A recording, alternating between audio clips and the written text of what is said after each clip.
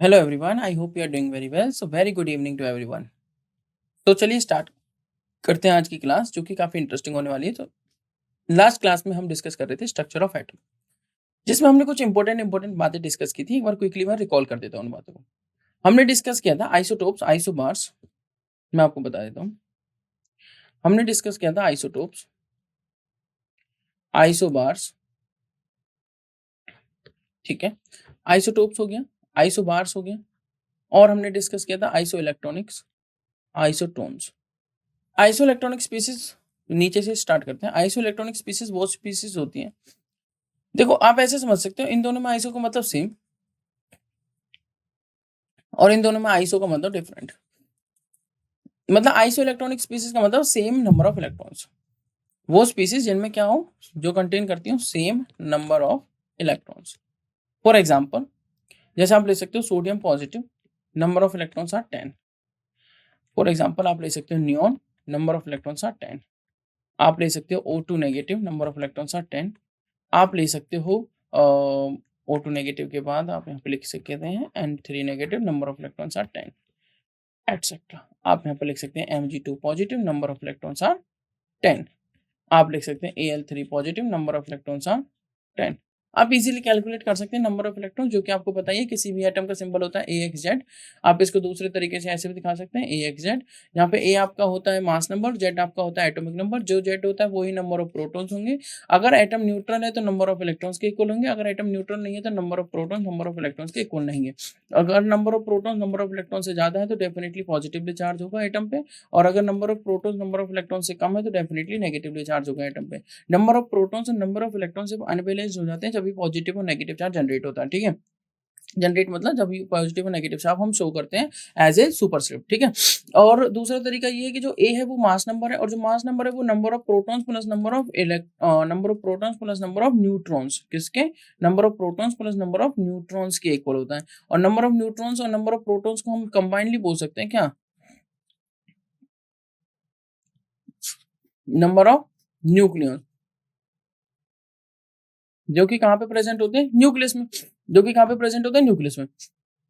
तो ये हो गया number of proton equal to number of electron, ठीक है। तो आप किसी के लिए भी, जैसे मान लीजिए यहाँ 13 है, तो अगर आपको मान लीजिए नंबर ऑफ प्रोटॉन और नंबर ऑफ इलेक्ट्रॉन इक्वल नहीं है तो कैसे कैलकुलेट करेंगे। मान लीजिए एक्स एन पॉजिटिव है, तो इसके लिए जो नंबर ऑफ इलेक्ट्रॉन्स होंगे वो होंगे Z minus number of proton minus कितना, एन पॉजिटिव, ठीक है। एन पॉजिटिव को माइनस कर दो। अगर नंबर ऑफ इलेक्ट्रॉन कैलकुलेट करने एक्स एन नेगेटिव के लिए, तो इसमें क्या कर दो, जेड प्लस जितना भी नेगेटिव है। जैसे मान लीजिए यहाँ पर अगर नंबर ऑफ इलेक्ट्रॉन्स की मैं बात करूँ तो जेड कितना, 13 माइनस 3 कितना हो जाएगा, 10। 12 माइनस 2 कितना हो जाएगा, 10। 11 माइनस 1 कितना हो जाएगा, 10। 10 यहाँ 8 प्लस 2 कितना हो जाएगा, 10। इसका एटॉमिक नंबर होता है 7, तो 7 प्लस 3 कितना होता है, 10, ठीक है। तो इस तरीके से आप इन्हें कर सकते हैं।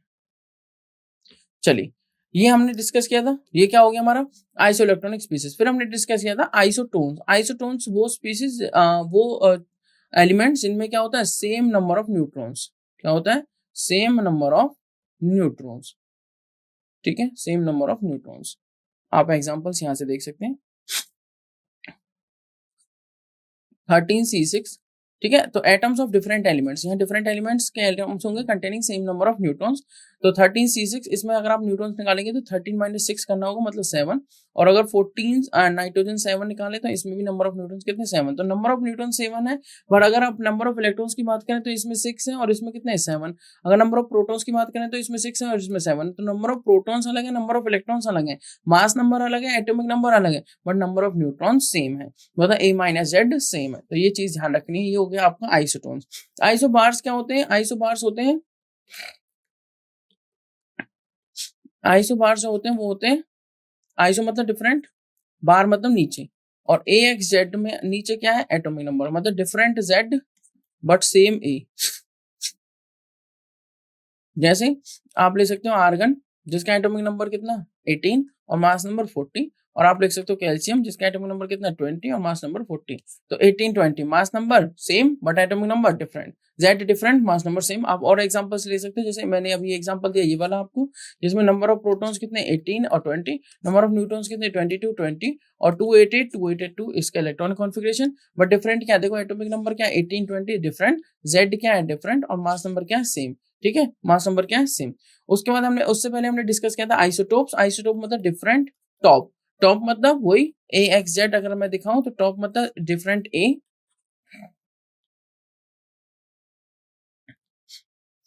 बट सेम Z, मतलब different mass number but same atomic number. ठीक है, उसकी कुछ एप्लीकेशंस भी मैंने आपसे डिस्कस की थी, जैसे कोबाल्ट का, ठीक है, कोबाल्ट की एप्लीकेशन, और सोडियम का यहाँ 11 आएगा, 11 सोडियम की एप्लीकेशन, आयोडीन है, फास्फोरस, इन सभी की एप्लीकेशन हमने डिस्कस की थी। तो ये सारी चीजें हम डिस्कस कर चुके थे अपनी प्रीवियस क्लास में, और अब हम डिस्कस करेंगे कुछ इंपॉर्टेंट क्वेश्चंस। ठीक है, ये CR नेगेटिव नहीं था, ये CL नेगेटिव था, जैसे कि मैंने आपको बताया था। अब हम डिस्कस करेंगे कुछ इंपॉर्टेंट क्वेश्चन। तो ये हमारे सॉल्व्ड एग्जाम्पल्स। तो देखिए क्या है ये क्वेश्चन, कह रहा है कि calculate the number of electrons, ठीक है जी, नंबर ऑफ प्रोटॉन्स, ठीक है, और नंबर ऑफ न्यूट्रॉन्स, ठीक है, एन से ही शो कर देता हूँ, न्यूट्रॉन्स के लिए मैं लिख देता हूँ NEUTRONS, ठीक है, नंबर ऑफ न्यूट्रॉन्स। कह रहा है फास्फोरस एटम के लिए। अब हमें फास्फोरस का एटॉमिक नंबर पता होता है 15, जिसका इलेक्ट्रॉनिक कॉन्फिगरेशन पहली सेल में आ जाएंगे K में 2 इलेक्ट्रॉन्स, क्योंकि पहली सेल में तो हमेशा 2 इलेक्ट्रॉन्स आते हैं। L सेल में कितने आ जाएंगे 8 इलेक्ट्रॉन्स, 2 8 10 हो गए, 5 बच गए, तो M सेल में कितने आ जाएंगे 5 इलेक्ट्रॉन्स। अगर ये इलेक्ट्रॉन्स 8 से ज्यादा होते तो हम फिर नेक्स्ट सेल पे मूव कर जाते, इसलिए हम यहाँ पे मूव नहीं करेंगे, क्योंकि एक इलेक्ट्रॉन्स तो लास्ट सेल में 8 इलेक्ट्रॉन्स आ सकते हैं। लास्ट सेल में कितने इलेक्ट्रॉन्स तक आ सकते हैं 8 इलेक्ट्रॉन्स तक। नेक्स्ट आता है पोटाशियम, सॉरी फास्फोरस जो है 15 2 8 5, ठीक है। इसकी वैलेंसी अगर मैं आपको पूछना चाहूँ वैलेंसी कैसे निकालेंगे, क्योंकि number of electrons valence electrons are greater than 4। अगर number of valence electrons greater than 4 है तो डेफिनेटली वैलेंसी निकाली जाएगी 8 minus number of valence electrons 3 करके, तो इसकी वैलेंसी होगी 3। ठीक है, तो दो उन्होंने बोला है फास्फोरस एटम और फॉस्फाइड आयन, उसके लिए नंबर ऑफ प्रोटॉन्स इलेक्ट्रॉन्स और न्यूट्रॉन्स पूछे हुए हैं। ठीक है, तो number of protons electrons neutrons अगर उन्होंने पूछे हुए हैं तो आप देख सकते हैं इसका आंसर नंबर ऑफ इलेक्ट्रॉन्स और नंबर ऑफ प्रोटॉन्स तो हो जाएंगे, क्योंकि फास्फोरस का एटॉमिक नंबर होता है 15, तो नंबर ऑफ इलेक्ट्रॉन्स और नंबर ऑफ प्रोटॉन्स तो हो जाएंगे एटॉमिक नंबर के इक्वल, जो कि होगा Z। ठीक है, क्योंकि आपको पता है नॉर्मल सिंबल जो होता है वो कुछ इस तरीके से होता है, और Z के इक्वल होते हैं नंबर ऑफ प्रोटॉन और इलेक्ट्रॉन्स अगर उस पर कोई भी चार्ज नहीं है। तो नंबर ऑफ प्रोटॉन इलेक्ट्रॉन तो हमारे पास आ चुके हैं 15। ठीक है, उसके बाद नंबर ऑफ न्यूट्रॉन की अगर बात करूँ तो मास number minus atomic number, mass number होता है A और एटॉमिक नंबर होता है Z, तो A माइनस Z मतलब 31 होता है इसका मास नंबर, तो 31 माइनस 15 कितने आ गए, 31 माइनस 15 कितने आ जाएंगे आपके 16, कितने आ जाएंगे 16। ठीक है, तो 13 नहीं आएगा 16 आएगा। 16 इसके पास क्या है नंबर ऑफ न्यूट्रॉन्स, मैं रिपीट करता हूँ 31 इसका है मास नंबर और 15 है इसका एटॉमिक नंबर। ठीक है, तो A ये हो गया, Z ये हो गया, A माइनस Z करने से आपके पास क्या आ जाएंगे नंबर ऑफ न्यूट्रॉन्स। अगर आपको नंबर ऑफ न्यूट्रॉन्स निकालने हैं तो आप, क्योंकि हमें पता है number of neutron plus number of proton equal to mass number, तो नंबर ऑफ न्यूट्रॉन अगर निकालने हैं तो नंबर मास नंबर में से नंबर ऑफ प्रोटॉन माइनस कर दीजिए। नंबर ऑफ प्रोटॉन कितने 15, मास नंबर कितना 31, तो आपके पास क्या आ जाएंगे number of neutrons, number of neutrons कितना आ जाएंगे 16। ठीक है, 13 नहीं आएंगे 16 आएंगे। चलिए मूव करेंगे next phosphide ion. Phosphide ion कह रहा है कि मैं एक आयन हूं, अगर ये एक आयन है तो कैसा आयन है, कटायन या अनायन, ये एक अनायन है। अनायन क्यों बोल रहे हैं, क्योंकि इस पे नेगेटिव चार्ज है। अच्छा कितना नेगेटिव है 3 नेगेटिव है, मतलब इसने कितने इलेक्ट्रॉन गेन किए होंगे 3 इलेक्ट्रॉन गेन किए होंगे, मतलब जितने भी इस पे इलेक्ट्रॉन होंगे जो कि जेड होते हैं न्यूट्रल के लिए, 3 इलेक्ट्रॉन और गेन के लिए, तो उसमें 3 ऐड करना है, तो मतलब इसके पास टोटल नंबर ऑफ इलेक्ट्रॉन कितने हुए जेड प्लस 3। तो फॉस्फोरस का जो एटॉमिक नंबर होता है वो तो 15, मतलब जेड की वैल्यू कितनी 15, मतलब इसके पास इलेक्ट्रॉन कितने होंगे 15 प्लस 3 कितने 18, कितने इलेक्ट्रॉन हो गए 18। ठीक है, तो 3 इलेक्ट्रॉन, तो P3 नेगेटिव के पास जो इलेक्ट्रॉन्स हैं वो कितने होंगे, phosphide ion has the same number of protons and neutrons phosphorus atom but has the 3 electrons more, तो इसके पास इलेक्ट्रॉन्स तो कितने हो गए 18। अगर मैं बात करूं वापस से आते हैं 15 3 नेगेटिव है, जिसका 31 क्या है आपका मास नंबर, तो अगर मैं नंबर ऑफ न्यूट्रॉन्स निकालता हूं वापस से इसमें, तो नंबर ऑफ न्यूट्रॉन्स तो वही होंगे, क्योंकि नंबर ऑफ प्रोटॉन फिक्स्ड है कितने, देखो A माइनस जेड, A भी फिक्स्ड है 31 माइनस 15 कितना आ गया वापस से 16, तो नंबर ऑफ न्यूट्रॉन तो 16 है, नंबर ऑफ प्रोटॉन कितने 15, बट 3 नेगेटिव होने की वजह से जो 15 नंबर ऑफ इलेक्ट्रॉन है वो 18 हो चुके हैं। क्लियर। नेक्स्ट आता है magnesium ion. Magnesium ion is formed, कैसे फॉर्म होता है मैग्नीशियम आयन, देखो सिंपल सा क्वेश्चन पूछा है कि मैग्नीशियम आयन कैसे फॉर्म होता है, ये मैंने लिखा Mg2 पॉजिटिव। मैग्नीशियम का एटॉमिक नंबर क्या होता है जल्दी जल्दी से बताइए 12। मैग्नीशियम का एटॉमिक नंबर अगर 12 है तो इसका इलेक्ट्रॉनिक कॉन्फ़िगरेशन हो जाएगा 2,8,2। अब इसको करना है ऑक्टेट या डुप्लेट कंप्लीट। तो अगर फर्स्ट शेल होती तो डुप्लेट मान लेते, 2 इलेक्ट्रॉन मान लेते, बट क्योंकि ये कौन सी शेल है, ये के हो गई, ये एल हो गई, एम हो गई, ये एम शेल है। तो एम शेल के केस में हमें क्या करना होगा, 2 इलेक्ट्रॉन यहाँ से रिमूव करने होंगे। कैसे रिमूव करने होंगे, 2 इलेक्ट्रॉन रिमूव करने के बाद ये बन जाएगा Mg2 पॉजिटिव, और Mg2 पॉजिटिव का इलेक्ट्रॉनिक कॉन्फ़िगरेशन हो जाएगा k l 2 और 8। 2 8 इलेक्ट्रॉनिक कॉन्फ़िगरेशन मतलब ऑक्टेट क्या है इसका कंप्लीट। अगर ऑक्टेट इसका कंप्लीट है तो इसका मतलब क्या हुआ, ऑक्टेट कंप्लीट मतलब ये क्या हो चुका है, स्टेबल। तो ये है मैग्नीशियम आयन।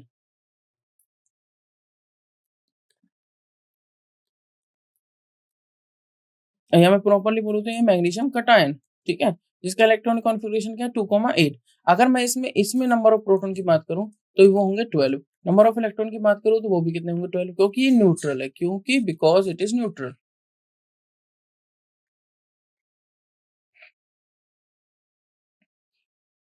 और क्योंकि ये एक कटायन अनायन की बात हो रही है तो यहाँ पे number of proton definitely number of electrons के इक्वल नहीं होंगे।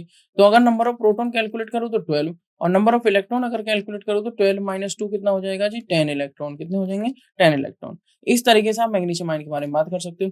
तो magnesium ion is found by the loss of 2 electrons bye magnesium, therefore it has 2 electrons less than the number of what, less than the number of electrons in magnesium atom।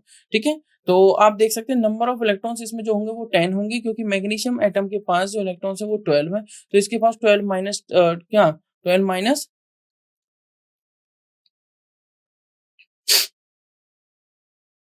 12 minus 2 कितने, 10 electrons हो जाएंगे, क्योंकि magnesium का atomic number कितना होता है 12, और 2 plus है तो 12 माइनस 2 कितना हो चुके हैं जी, इसके पास electrons 10, number of electrons 10। Number of protons तो 12 भी रहेंगे, क्योंकि प्रोटॉन्स में कोई चेंज नहीं आता है, इलेक्ट्रॉन लूज और गेन होते हैं और शेयर होते हैं। नंबर ऑफ न्यूट्रॉन्स कितने हो जाएंगे, एटॉमिक मास जो मास नंबर है वो कितना होता है 24। तो ये क्या हो गया ए, और ये क्या हो गया जी जेड। तो ए माइनस जेड कर देते हैं, ए माइनस जेड कितना हो जाएगा आपका, डेफिनेटली 12। ए माइनस जेड कितना हो जाएगा, डेफिनेटली 12।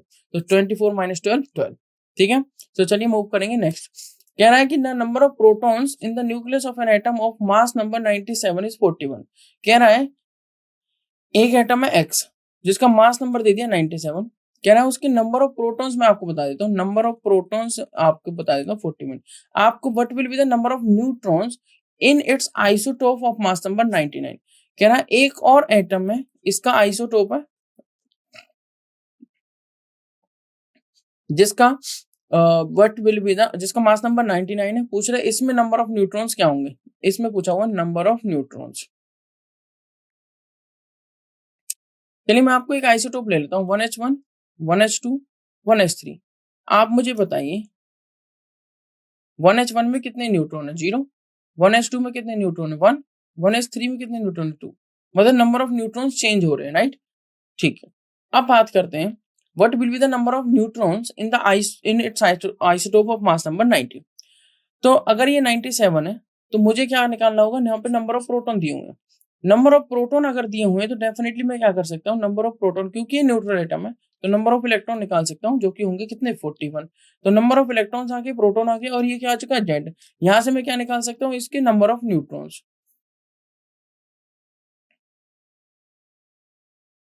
जो कि कितना होगा 7 माइनस 1 6, 9 माइनस 4 5, 56 इसके नंबर ऑफ न्यूट्रॉन्स होंगे इसके केस में। बट उसने इसके केस में पूछा हुआ है, क्योंकि ये आइसोटोप्स हैं तो different mass number same atomic number, तो एटॉमिक नंबर इसका कितना हो गया 41। तो नंबर ऑफ न्यूट्रॉन कितने हो जाएंगे 99 माइनस 41, जो कि कितने होंगे 58।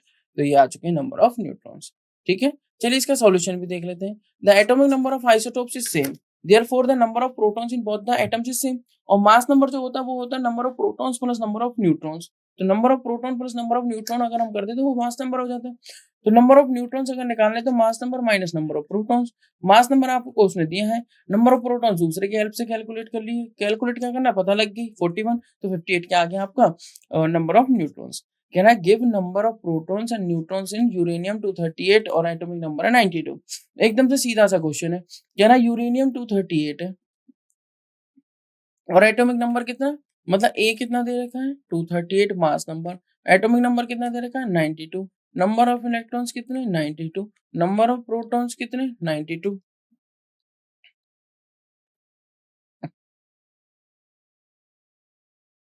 तो नंबर ऑफ न्यूट्रॉन्स कितने हो जाएंगे ए माइनस जेड मतलब 238 माइनस 92 मतलब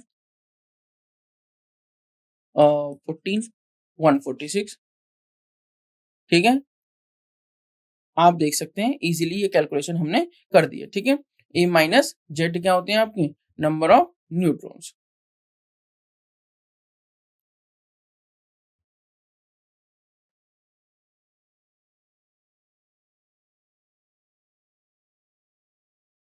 तो अगर 238 में से आप 92 माइनस करेंगे तो कितना आएगा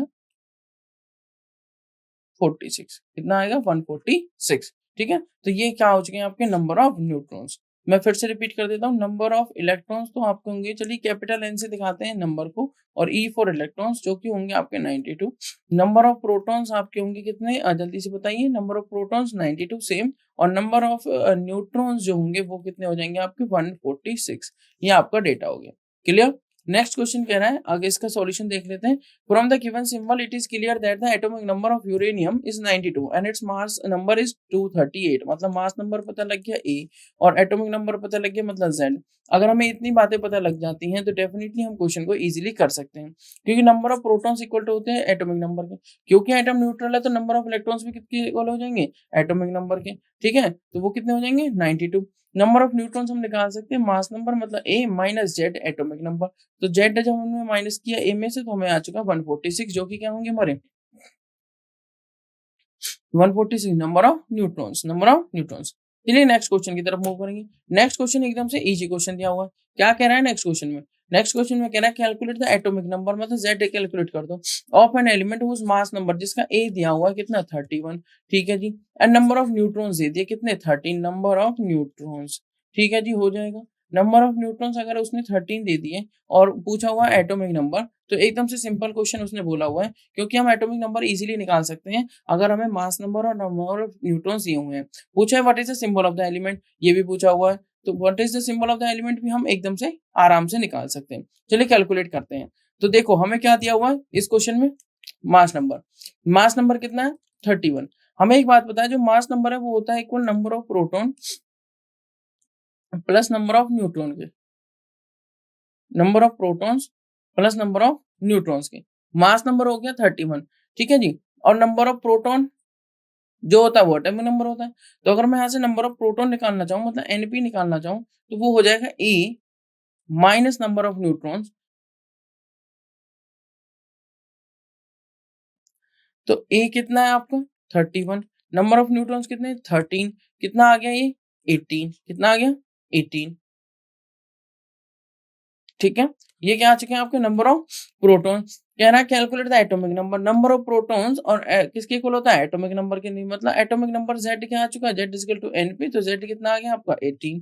ठीक है, अगर सिंबल में बनाऊं मान लीजिए एक्स कोई एलिमेंट है, तो इसका जो सिंबल है 18 उसमें क्या है एटॉमिक नंबर, और मास नंबर कितना है 31। 18 क्या है उसका एटॉमिक नंबर और मास नंबर कितना है 31। 18 जो एटॉमिक नंबर होता है वो किसका होता है आर्गन का।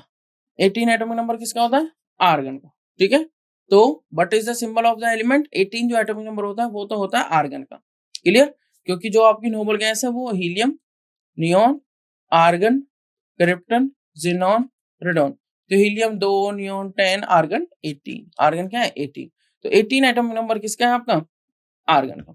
चलिए आंसर देख लेते हैं। We know that the mass number is equal to number of protons plus number of neutrons, but number of proton is equal to the atomic number. ये बात तो हमें पता है कि एनपी इज इक्वल टू किसके इक्वल होगा जेड की। मास नंबर क्या होता है atomic number plus number of neutron, number of neutron. अगर हम बात करें तो यहाँ से एटॉमिक नंबर क्या आ जाएगा, एटॉमिक नंबर क्या है 31, सॉरी मास नंबर क्या है 31, और नंबर ऑफ न्यूट्रॉन कितने 15। मास नंबर 31 और नंबर ऑफ न्यूट्रॉन यहाँ पे 13 लिखे हुए हैं, बट वहां आगे क्वेश्चन में एक्चुअल में 15 है। ठीक है, और एक्चुअल में 15 होने चाहिए क्योंकि आर्गन का मास नंबर 31 नहीं होना चाहिए, तो यहाँ पे थोड़ी टाइपिंग मिस्टेक है, ये 15 आएगा, सॉरी 18 आएगा, 13 नहीं 18, ये 18 आएगा। 1 सेकेंड, जो सॉल्यूशन में लिखा हुआ है हाँ 16, तो नंबर ऑफ न्यूट्रॉन्स कितने 16, तो 16 आएगा और यहाँ पे 16 आ जाएगा। तो एक्चुअली में जो इसका नंबर ऑफ प्रोटॉन्स का जो होगा यहाँ पे 15 हो जाएगा और यहाँ पर जो एलिमेंट होगा वो 15 हो जाएगा और अब ये फॉस्फोरस हो जाएगा। ठीक है, 15 से तो एकदम क्लियर है क्या है फॉस्फोरस। 18 एटॉमिक नंबर आर्गन का था बट उसका मास नंबर 31 नहीं होता। हाँ, बट 15 जो है वो फॉस्फोरस का है, 15 जो है वो फॉस्फोरस का है और उसका मास नंबर भी क्या होता है 31 होता है। ठीक है, तो ये थोड़ी सी मिसप्रिंट है, या 16 आएगा। तो आप देख सकते हैं जैसे कि mass number is equal to mass number minus number of neutron is equal to क्या हो जाएगा 31 जो कि होगा मास नंबर, और 16 नंबर ऑफ न्यूट्रॉन है जो कि 13 लिख गए थे बाय मिस्टेक।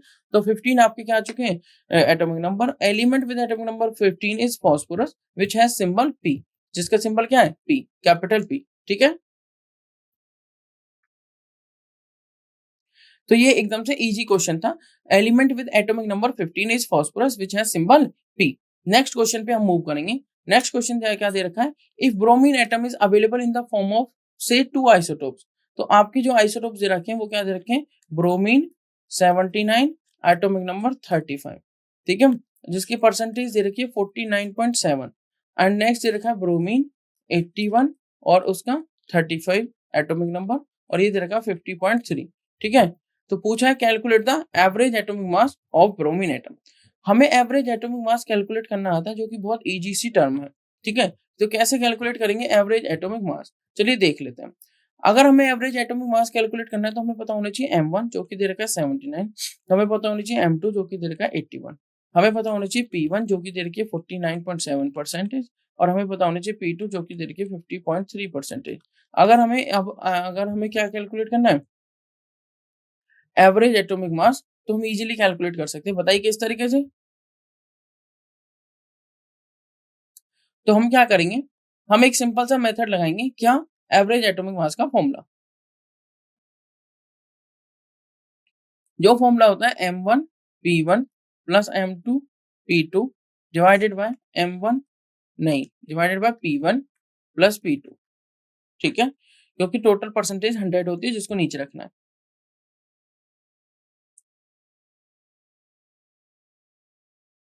चलिए सारी वैल्यूज रखते हैं। m1 की वैल्यू 79 मल्टीप्लाई करेंगे 49.7 से, m2 की वैल्यू 81 मल्टीप्लाई करेंगे 50.3 से, डिवाइडेड बाय P1। P1 आपको कितना दे रखा है 49.7 प्लस 50.3। ठीक है, जब हम इनको मल्टीप्लाई करके सॉल्व करेंगे तो आप देख सकते हैं ब्रोमीन जो कि 79 है और इज इक्वल टू 49.7 इसकी परसेंटेज है 79 वाले ब्रोमीन की। दूसरा ब्रोमीन है 81 जिसकी परसेंटेज दे रखी है 50.3। ठीक है, तो एटॉमिक मास अगर हमें एवरेज एटॉमिक मास निकालना है तो हमने लगाया फॉर्मूला m1 p1 और m2 p2 divided by m2 p1 plus p2, या तो आप p1 प्लस p2 कर लो या आप लिख सकते हो डायरेक्ट 100, क्योंकि जो परसेंटेज होती है वो आपको 100 गिवन होगी। ठीक है, तो जब आप इसको सॉल्व करेंगे तो पता है क्या आएगा, एकदम से सिंपल आंसर 80। एकदम से सिंपल आंसर क्या आ जाएगा 80। तो एटम मास जो ब्रोमीन का होगा एवरेज एटम मास जैसे हम लेके क्वेश्चंस करेंगे वो होगा 80, अगर उसने दिया नहीं है तो। अगर उसने मेंशन किया हुआ 79 80 या 81 में से तो वो ही यूज करेंगे। ठीक है,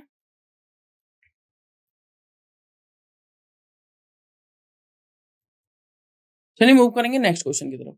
नेक्स्ट क्वेश्चन कह रहा है N isotope has atomic number 17। ठीक है, mass number 37। What is the arrangement of electrons in the shells of this isotope, state nuclear composition of this isotope. Nuclear composition भी आपको क्या है बतानी है। तो देखिए क्वेश्चन एक सिंपल सा क्वेश्चन है, आइसोटोप है जिसका आइसोटोप मान लीजिए आइसोटोप एक्स है, एटॉमिक नंबर 17 है, मास नंबर 37 है। What is the arrangement of electrons in the shells of this isotope. चलिए इलेक्ट्रॉनिक कॉन्फिगरेशन लिखते हैं KLMN। के शेल में मैक्सिमम आ सकते हैं 2 इलेक्ट्रॉन, तो बाकी जाएंगे एल शेल में जिसमें आ सकते हैं मैक्सिमम 8 इलेक्ट्रॉन। 10 हो चुके हैं फिल तो बाकी बचे 7, तो ये हो गया इसका इलेक्ट्रॉनिक कॉन्फिगरेशन।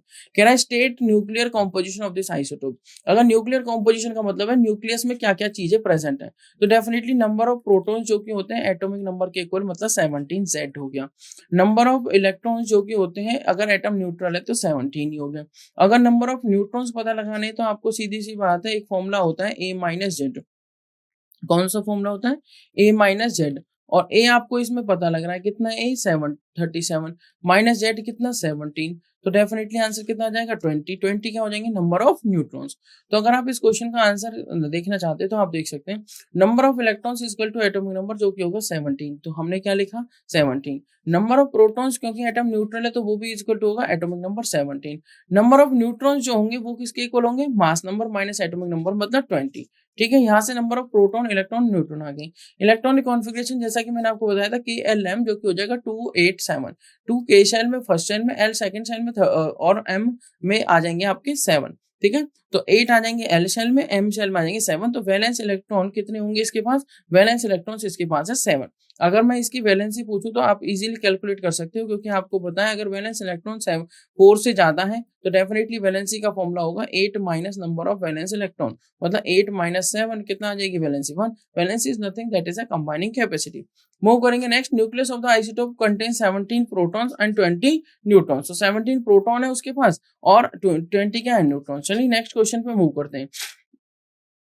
नेक्स्ट क्वेश्चन कह रहा है एक एलिमेंट है जिसके पास 2 इलेक्ट्रॉन है M शेल में। What is the electronic configuration of the element and what is the atomic number. तो क्या पूछा हुआ उसने Z पूछा हुआ है और क्या पूछा हुआ इलेक्ट्रॉनिक कॉन्फ़िगरेशन। तो जो उसके पास 2 ही इलेक्ट्रॉन है M शेल में, तो अगर K शेल में, L शेल में और M शेल में, अगर M शेल में 2 इलेक्ट्रॉन है तो L फुल कंप्लीट होगी और K भी क्या होगी फुल कंप्लीट होगी। मतलब इलेक्ट्रॉनिक कॉन्फ़िगरेशन कितना हो गया 282। 282 मतलब टोटल नंबर ऑफ इलेक्ट्रॉन्स कितना हो गया जी 12। अगर वो न्यूट्रल एटम है तो डेफिनेटली वो क्या है मैग्नीशियम, क्योंकि मैग्नीशियम का एटॉमिक नंबर क्या होता है 12। नंबर ऑफ इलेक्ट्रॉन अगर 12 आ चुके हैं तो वो कह रहा है what is the electronic configuration लिख दिया, what is its atomic number. अगर एटम न्यूट्रल है तो एटॉमिक नंबर कितना होगा 12। तो मतलब नंबर ऑफ प्रोटॉन भी कितने हो जाएंगे 12 और नंबर ऑफ इलेक्ट्रॉन्स भी कितने हो जाएंगे 12। और उस कंडीशन के केस में एटॉमिक नंबर कितना 12। एटॉमिक नंबर कितना 12। So the 2 electrons in M shell indicates that the K and L shell must be full.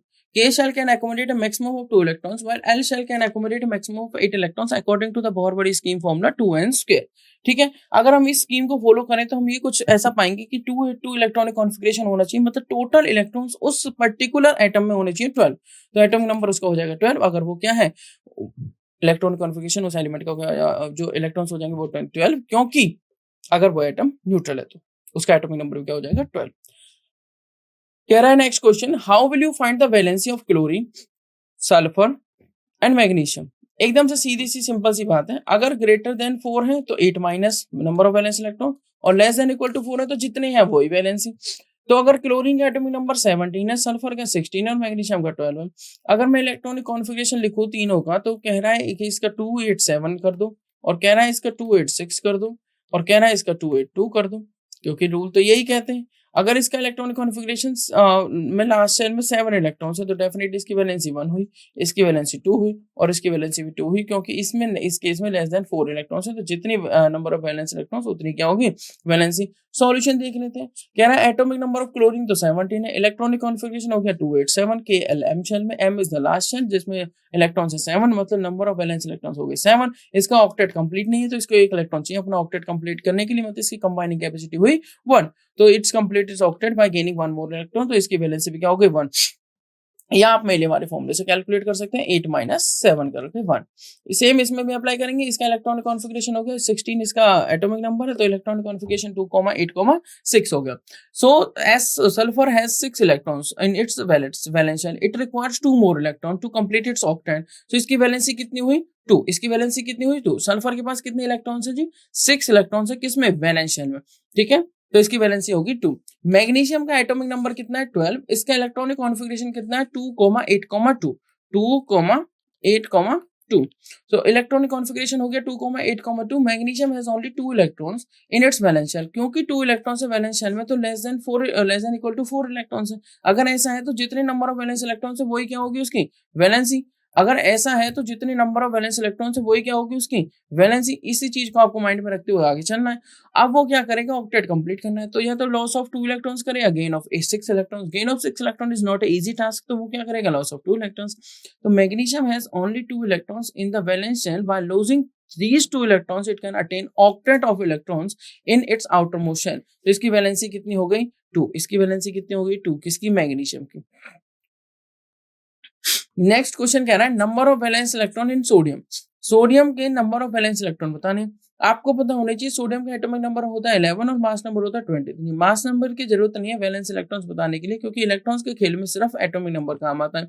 अगर मैं इसका इलेक्ट्रॉनिक कॉन्फ़िगरेशन लिखता हूं तो बहुत बड़ी स्कीम के अकॉर्डिंग फर्स्ट सेल में आ जाएंगे 2 इलेक्ट्रॉन, सेकंड सेल में आ जाएंगे 8 इलेक्ट्रॉन और लास्ट सेल में चले जाएंगे 1 इलेक्ट्रॉन। 2 8 1 करते ही इसके नंबर ऑफ इलेक्ट्रॉन जो कि 11 थे हो गए हैं पूरे। अगर नंबर ऑफ इलेक्ट्रॉन्स हो चुके हैं पूरे तो यहाँ पे लास्ट सेल में हम इलेक्ट्रॉन चेक करेंगे जो कि कितने हैं 1। तो नंबर ऑफ वैलेंस इलेक्ट्रॉन्स कितने जी 1। अगर नंबर ऑफ वैलेंस इलेक्ट्रॉन्स, मैं आपको बार बार यही बात तो बोल रहा हूँ, अगर नंबर ऑफ वैलेंस इलेक्ट्रॉन्स आपके क्या है किससे कम है, अगर नंबर ऑफ वैलेंस इलेक्ट्रॉन्स आपके कम है किससे 8 लेस देन 4। अगर नंबर ऑफ वैलेंस इलेक्ट्रॉन्स आपके कितने से कम है लेस देन इक्वल टू 4 है, तो definitely number of valence electron equal to होगी किसके वैलेंसी के। तो आप क्या करेंगे जो भी यहाँ पे लिखा हुआ है कितना लिखा हुआ है 1, तो 1 ही क्या हो जाएगी इसकी वैलेंसी, क्योंकि नंबर ऑफ वैलेंस इलेक्ट्रॉन्स क्या है लेस देन इक्वल टू 4। तो आप सिंपल सा मेथड यहाँ पे अप्लाई करेंगे। नंबर ऑफ वैलेंस इलेक्ट्रॉन्स किसके इक्वल हो जाएंगे वैलेंसी के। तो अगर आपको यहाँ पे सोडियम की वैलेंसी बतानी है तो वो कितने हो जाएगी 1, और अगर वैलेंस इलेक्ट्रॉन बताने तो वो भी कितने हो जाएंगे 1। चलिए सॉल्यूशन भी देख लेते हैं। ऑप्शंस दिए हुए हैं कि number of valence electron in sodium is, देखिए उसने बोला हुआ number of valence electron in sodium is, तो डेफिनेटली इसमें आंसर क्या आना चाहिए 1। आंसर क्या आना चाहिए 1, तो आंसर हम देख लेते हैं कितना होगा 1 ए। मैं फिर से एक्सप्लेन कर देता हूँ। सोडियम का एटॉमिक नंबर होता है 11, जब आप इसका इलेक्ट्रॉनिक कॉन्फ़िगरेशन लिखेंगे तो डेफिनेटली वो आएगा KLM281 रेस्पेक्टिवली। लास्ट शेल है आपकी एम शेल जो कि थर्ड शेल है जिसके पास इलेक्ट्रॉन है सिर्फ एक। मतलब अगर नंबर ऑफ वैलेंस इलेक्ट्रॉन्स 1 है, मतलब अगर मैंने आपको 2 फॉर्मूले बताए थे वैलेंसी कैलकुलेट करने के लिए। पहला फॉर्मूला क्या बताया था देख लेते हैं एक बार क्विकली। पहला फॉर्मूला है नंबर ऑफ वैलेंस इलेक्ट्रॉन्स को मैं मान रहा हूँ x दोनों के केस में, ठीक है। अगर x की value less than equal to 4 है तो वैलेंसी हो जाएगी x, और अगर x की वैल्यू ग्रेटर देन 4 है तो वैलेंसी हो जाएगी 8 माइनस एक्स। कितनी हो जाएगी 8 माइनस एक्स। क्लियर। तो इसके केस में x की वैल्यू कितनी है बताइए जरा 1, जो कि किससे है लेस देन इक्वल टू 4 है। तो इसका मतलब वैलेंसी कितनी हो गई क्विकली बताइए। वैलेंसी इसकी हो गई 1। वैलेंसी कितनी हो गई इसकी 1। चलिए मूव करेंगे नेक्स्ट ऑब्जेक्टिव डीपीपी पे। कह रहा है कि वैलेंसी ऑफ सोडियम जिसका इलेक्ट्रॉनिक कॉन्फ़िगरेशन भी लिख दिया। इससे सिंपल क्वेश्चन क्या होगा, अगर यहाँ पे 8 इलेक्ट्रॉन्स लिखे हुए हैं, अब आप कैसे समझेंगे। देखो इसका ऑक्टेट कंप्लीट है, इस टर्म में भी आप बोल सकते हो कि वैलेंसी मतलब कंबाइनिंग कैपेसिटी तो इसकी 0 होगी, मतलब वैलेंसी क्या होगी 0। फॉर्मूले से निकाल लेते हैं। फॉर्मूले से क्या प्रॉब्लम है, फॉर्मूला क्या कहता है कि अगर number of valence electrons greater than 4 है तो फॉर्मूला अप्लाई करिए। क्या फॉर्मूला है 8 minus valency is equal to 8 minus number of valence electron जो कि 8 है, तो 8 माइनस 8 0 आता है। तो आप थ्योरेटिकल बात कर लीजिए या कैलकुलेशन कर लीजिए, दोनों से आंसर क्या आएगा सेम आएगा। अगर मैं नेक्स्ट क्वेश्चन पे मूव करूं जो कि एकदम से सिंपल क्वेश्चन है, तो इसकी वैलेंसी पूछी हुई है, बोल रहा है 10 8 2 या 0, तो 0। नेक्स्ट क्वेश्चन क्या है, इसका ऑप्शन कौन सा मैच कर रहा है डी। नेक्स्ट क्वेश्चन है which of the following has the same number of protons. Number of protons मतलब Np और इलेक्ट्रॉन्स मतलब Ne और नंबर ऑफ न्यूट्रॉन्स मतलब Nn। ठीक है, Nn मतलब नंबर ऑफ न्यूट्रॉन्स बोल रहे हैं हम। अब कहना है किनके नंबर ऑफ प्रोटॉन्स इलेक्ट्रॉन्स और न्यूट्रॉन्स है।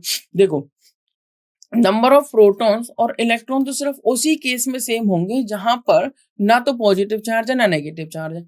मतलब यहाँ पे x+1 लिखा हुआ है, यहाँ x पॉजिटिव लिखा हुआ है, तो b और d तो होने नहीं चाहिए। क्यों, क्योंकि ये कटायन होगा और ये भी कटायन होगा, और कटायन एनायन के केस में अगर आयन बन चुके हैं तो number of proton number of electron के इक्वल नहीं हो सकते, क्योंकि अगर पॉजिटिव नेगेटिव के इक्वल नहीं होगा तभी चार्ज आएगा।